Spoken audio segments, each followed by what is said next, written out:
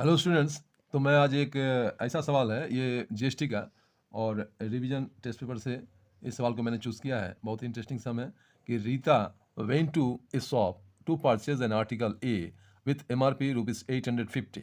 850 का एमआरपी का आर्टिकल्स जो ए है उसको परचेज किया रीता ने किसी शॉप से एंड रेट ऑफ जीएसटी उस पर है 12%। तो हाउ मच विल रीता पे फॉर दिस आर्टिकल, के लिए रीता को कितना पे करना होगा। और इफ़ इंस्टेड ऑफ आर्टिकल ए के बदले अगर रीता ने परचेज किया सम अदर आर्टिकल्स जैसे बी को परचेज किया विथ एमआरपी उसका 1200 रुपये है। रेट ऑफ इंटरेस्ट जीएसटी का जो रेट है वो 18% है। देखिए यहाँ 12% था, यहाँ 18% है। और आर्टिकल ए का जो एमआरपी था 850 और यहाँ पर ये 1200 है। तो यहाँ कहा गया है कि अगर ए आर्टिकल के बदले अगर उसने बी आर्टिकल को परचेज किया तो find how much extra money will see पे टू द शॉपकीपर। शॉपकीपर को एक्स्ट्रा कितना रुपया उसे देना पड़ेगा। बहुत इंटरेस्टिंग सम है। मैं इसको सॉल्यूशन करता हूँ। तो इसमें सबसे पहले हम लोग देखेंगे कि यहाँ क्या दिया हुआ है। तो यह गिवन है कि सेलिंग प्राइस जो है ऑफ आर्टिकल ए का, आर्टिकल ए इसका सेलिंग प्राइस है रुपीज़ 850। ये मैंने लिख दिया। और जीएसटी रेट जो इसका है ये है 12%, जो मैं पढ़ के पहले ही सुना दिया हूँ आप लोगों को।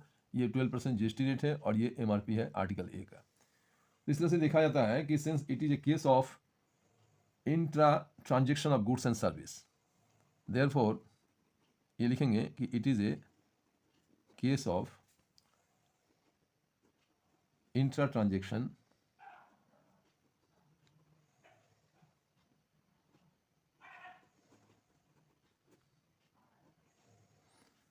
ऑफ गुड्स एंड सर्विस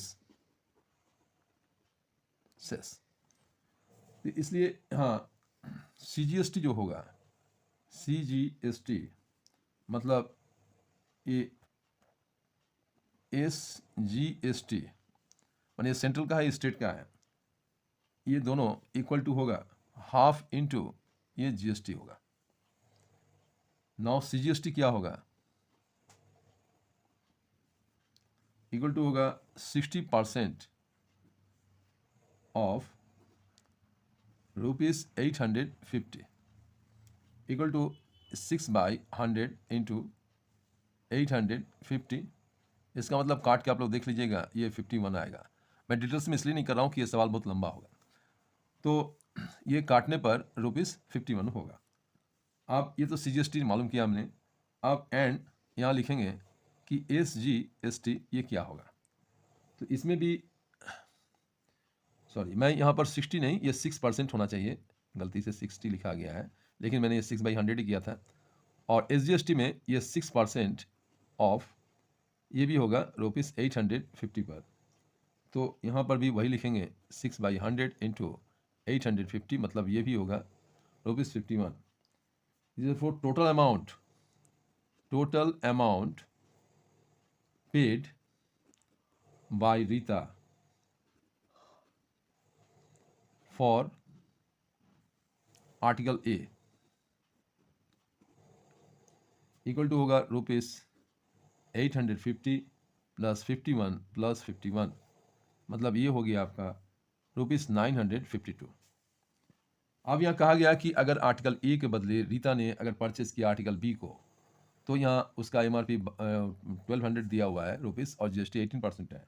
तो उसको कितना एक्स्ट्रा पेमेंट करना होगा आर्टिकल बी परचेस किया तो। इसलिए यहाँ लिखेंगे if Rita purchased article B को उसने परचेज किया, तो then SP of article B मैंने selling price of article B इसका जो दिया गया है वह है 1200 और इसका जीएसटी रेट जो दिया हुआ है आर्टिकल बी का वो है 18%।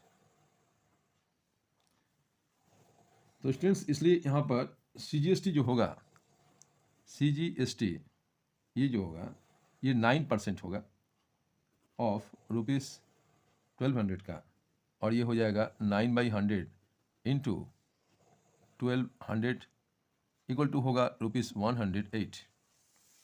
और उसी तरह से एसजीएसटी में भी होगा ये भी होगा 9% of ₹1200 equal to 9/100 into 1200 equal to rupees, यहाँ पर भी होगा 108। तो इसलिए यहाँ लिखेंगे therefore total amount paid for article B, ये हो जाएगा आपका 1200 प्लस 108 प्लस 108, मतलब ये इतना रुपीस ये होगा। मतलब सबको टोटल करने पर जो ये आ रहा है रुपीस 1416 ये होना चाहिए। इसलिए यहाँ लिखेंगे therefore extra amount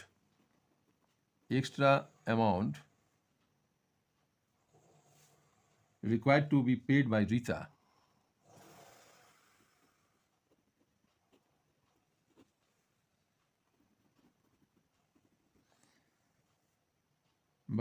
to purchase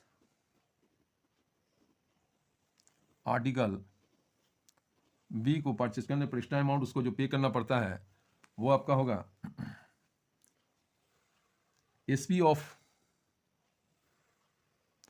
मैं यहाँ लिख देता हूँ SP of article B minus SP of article ए।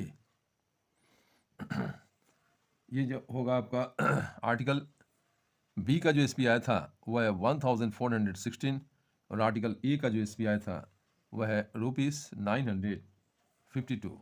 आप लोगों को ये सवाल कैसा लगा होगा या आप लोग कमेंट करके बताइएगा, और अच्छा लगे तो इसको शेयर भी कीजिएगा। आने वाले समय में जो आप लोगों का एग्ज़ाम आ रहा है उसमें इस तरह के इंपॉर्टेंट सवाल ज़रूर आते हैं। तो वीडियो देखने के लिए बहुत धन्यवाद, और नेक्स्ट वीडियो में मैं इसी तरह का और भी सवाल लेकर आप लोगों के सामने प्रस्तुत करूँगा। थैंक यू, धन्यवाद।